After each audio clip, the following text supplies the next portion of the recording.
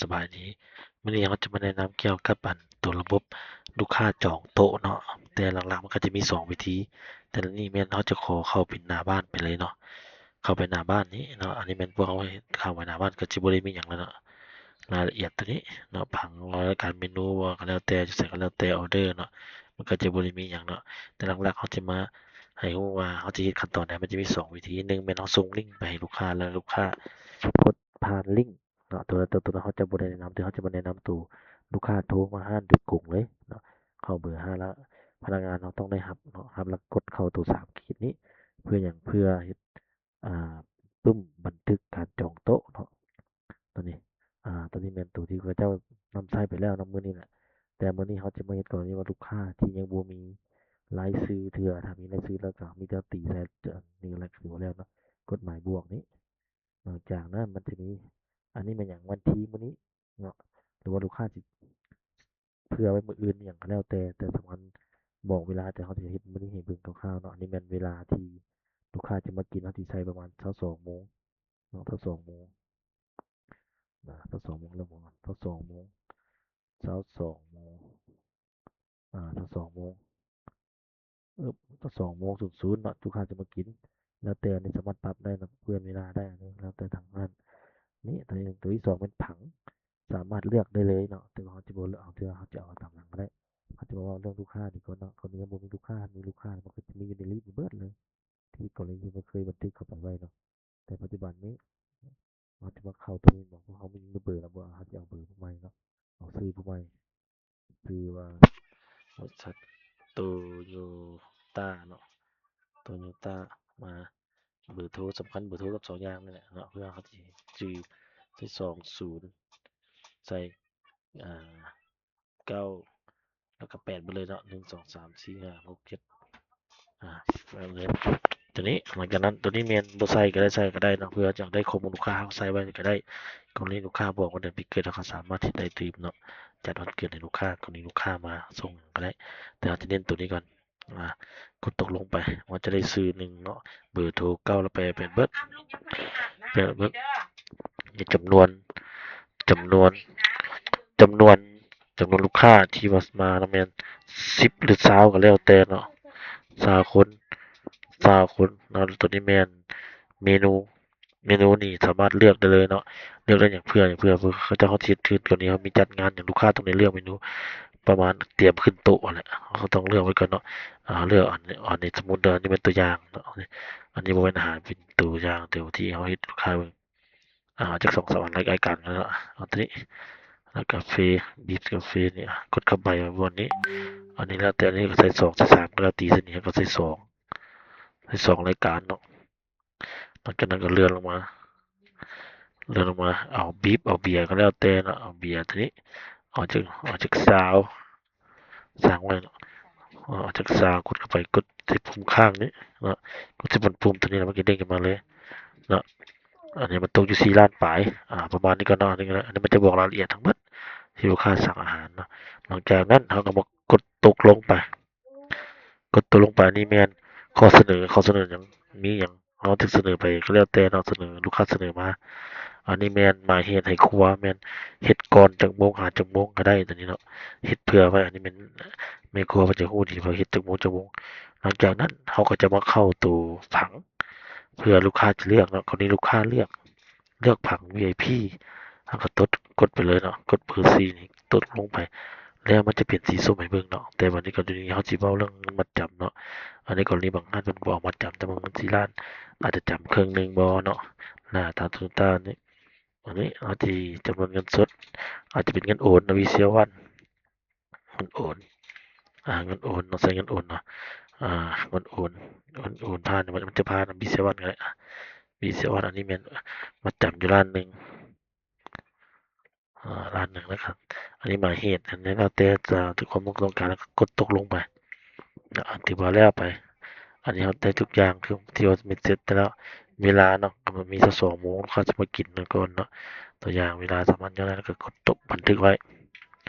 เขาก็จะได้รายการคืนนี้ขึ้นมา1โต๊ะของร้านนี้กรณีว่าเบิดละลูกค้าบ่มีอีกแล้วเขาก็ออกคืนก็ได้เข้าไปหารายการเมนูกดเข้ามานี่แล้วก็กดเข้าผังปึ๊บ มันเขาก็เบิ่งคืนจะบ่มีหยังเนาะแต่เขาก็สามารถกดคืนได้อยู่นี้ที่ส้มๆนี้เนาะอันนี้เขาจะมากรณีลูกค้ามากดเข้าไปนี่เลยก็ได้เนาะมันก็เป็นของราคาของลูกค้าเลยกรณีลูกค้ามาแล้วเนาะ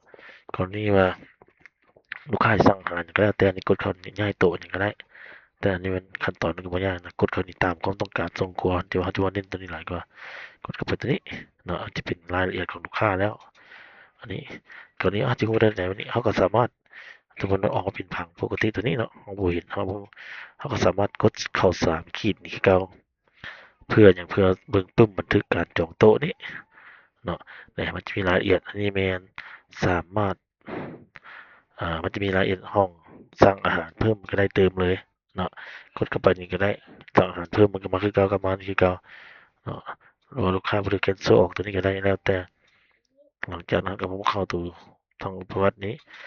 มาจะมันเด้งมาตัวนี้ตาหนึ่งอ่าที่จองโต๊ะกดเข้าไปบอกนี่กดเข้ามาใหม่อ่าสั่งออเดอร์ประวัติการสั่งโต๊ะมันจะเด้งขึ้นมานี่เลยเนาะก็สิบ่ได้มีหยังมีกลับไปกลับมานี่แหละอันนี้แม่นโต๊ะนี้เขายังบ่ได้เฮ็ดหยังเทื่อ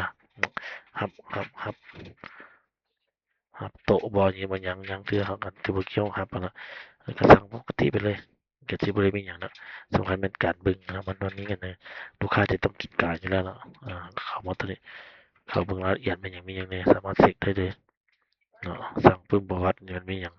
บันทึกการจัดส่งหรือก็แล้วแต่มันจะเน้นตัวนี้หลายกว่าเข้ามาตัวนี้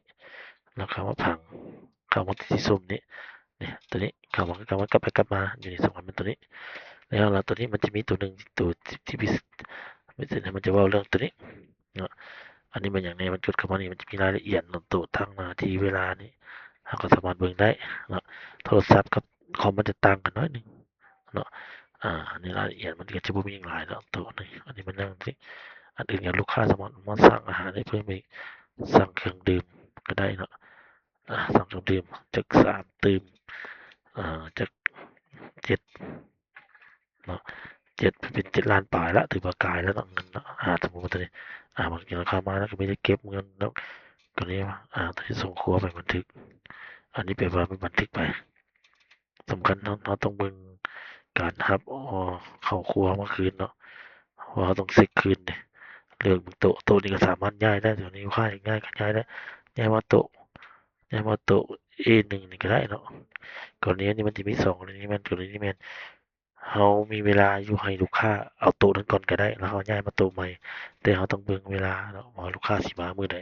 เวลาใดต้องแจ้งลูกค้าผู้กินนั้นก่อนซื่อๆอันนี้เราจะบ่เว้าสมมุติเว้านั่นน่ะเราก็ตกลงไปเนาะอันนี้จะหายไปมันจะมาอยู่พี่เนาะตัวสีส้มนี้มันจะมานี้รับออร์เดอร์บ่อันนี้ตัวนี้ว่าสิเก็บออร์เดอร์อันนี้มันสั่งอาหารเพิ่มซื่อๆก็จะบ่มีหยังกลับไปกลับมาเนี่ยเนาะแล้วแม่นกดเข้าไปอีกวันหนึ่งเรากดบน3ขีดนี่ก็ได้เนาะ3ขีดนี่กลับไปกลับมาเนี่ยถึงแล้วเราอาจจะเอาประมาณนี้เนาะแล้วบันทึกตัวนี้เพิ่มเมนูอยู่นี่ก็ได้อันนี้บัดนี้ก่อนอื่นนี่มันจะเว้าเรื่องต้นรับโต๊ะเนาะการรับตอนรับโต๊ะตัวนี้รับโต๊ะไปเขาจะติ๊กตัวนี้เลยมันจะเขียนคำว่าดิรับโต๊ะเนาะภาษาลาวนี่ลูกศรเนี่ยเนาะเดี๋ยวนี้เนาะรับโต๊ะหนังสือมันรับโต๊ะแปลว่าลูกค้ามาแล้วเนาะรับโต๊ะปุ๊บมันก็จะออกมาเป็นรายละเอียดเป็น7ล้านปลายมันเนี่ยสรุปได้ว่าเขาจะเก็บเงินเลยทุกอย่างมีขั้นตอนตามขั้นตอนที่เราเลยตัวนี้เนาะบัดนี้สิเว้า1อย่าลืมว่าเรายังบ่ได้บางเมนูที่เราสั่งเพิ่มมันบ่มีเรายังบ่ได้ไปเราต้องกดส่งครัวก่อนบางเมนูเนาะสมมุติอันนี้เราบ่มีเมนูเราก็มีติ๊กกับบันทึกไปเนาะนี่มันจะเป็นธรรมดาแล้วนี่ลูกค้าเก็บเงินเข้ามาเก็บเงินได้เลยปกติอันนั้นก็ขั้นหน้าที่เนี่ยมันจะบอกรายละเอียด Toyota นี้จองโต๊ะวันที่3ตัวนี้เนาะ มันจะบอกรายละเอียดเบิดเลยเนาะจำนวนเงินมันมัดจำล้านหนึ่งเงินตัวนี้มันไปอยู่ไสมันจะไปอยู่ในระบบแล้วมันก็จะตัดเอาส่วนต่างตัวนี้มาใส่เนาะเดี๋ยวพอจะเบิ่งรีพอร์ตนี่ครับเงินปกติเนี่ยแหละติ๊กเข้าไปเปอร์เซ็นต์มันก็เด้ง Y บวกเข้าไปเนาะอันนี้แล้วแต่เขาจะบอกเรื่องเก็บเงินเลยเก็บเงินลักษณะไปเบิ่งเพื่อไปเบิ่งรีพอร์ตนี่แม่นเงินตัวนี้ผ่านเงินโอน VCA1 อะไรก็แล้วแต่จะเฮ็ดโอนครึ่งหนึ่ง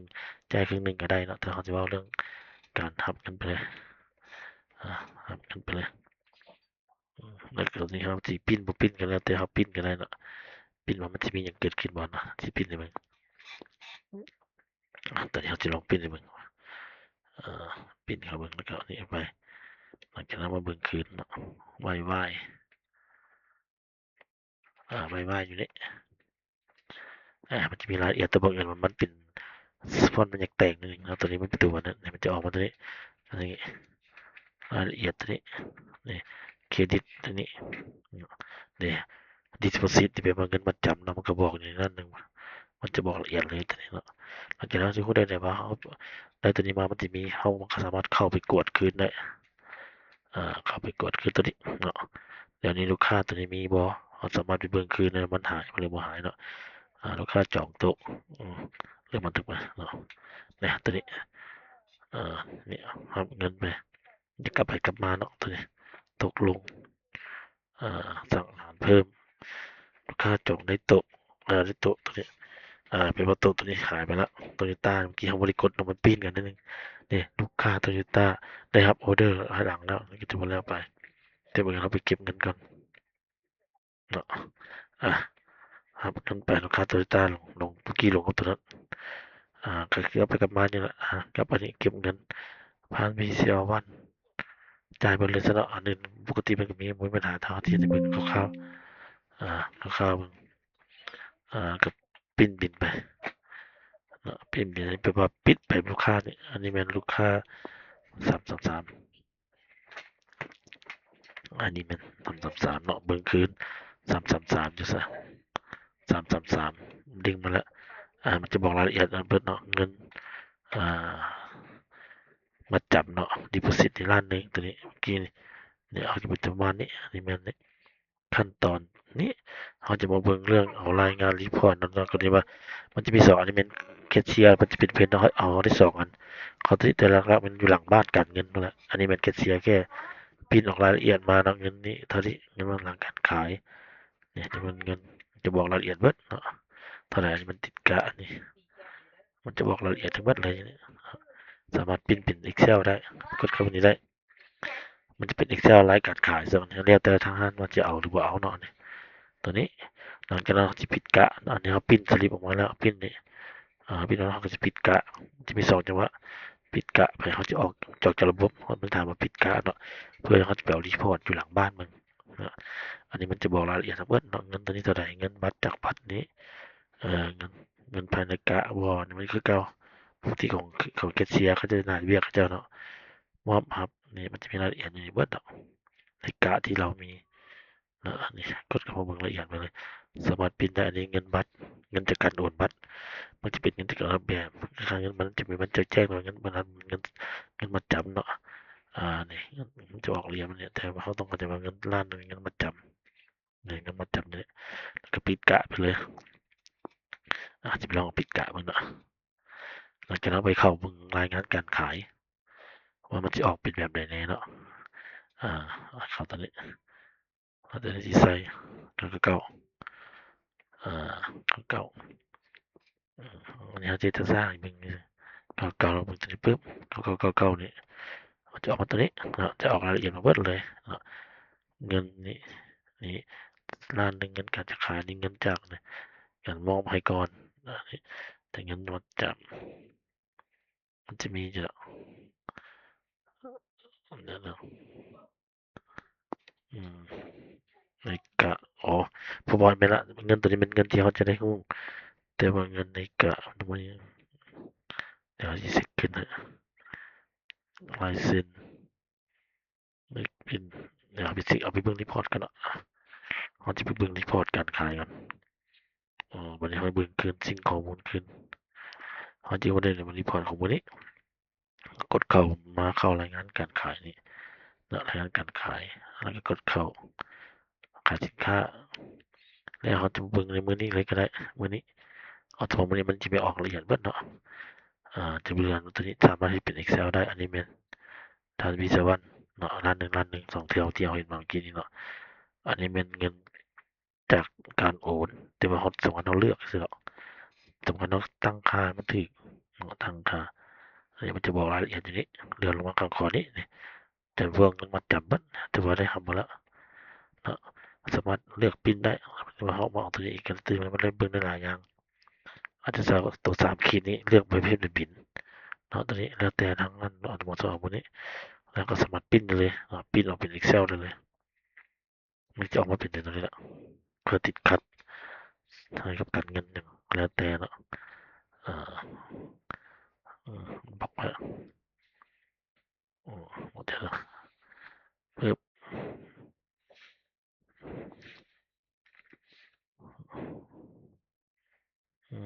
มันบอกไว้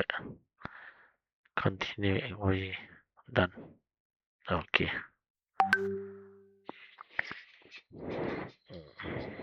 มันหลุดมานี้มึงรีพอร์ตได้มันจะออกมารีพอร์ตนี้กดเข้ามานี้ปุ๊บมึงรีพอร์ตมันเลยเปิดมันนี้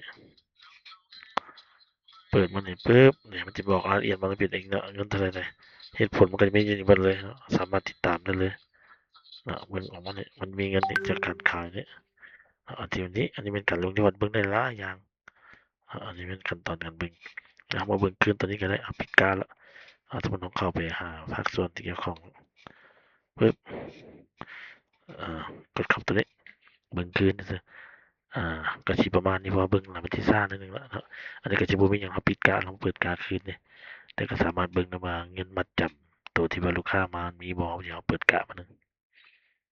อ่าเปิดการ์ด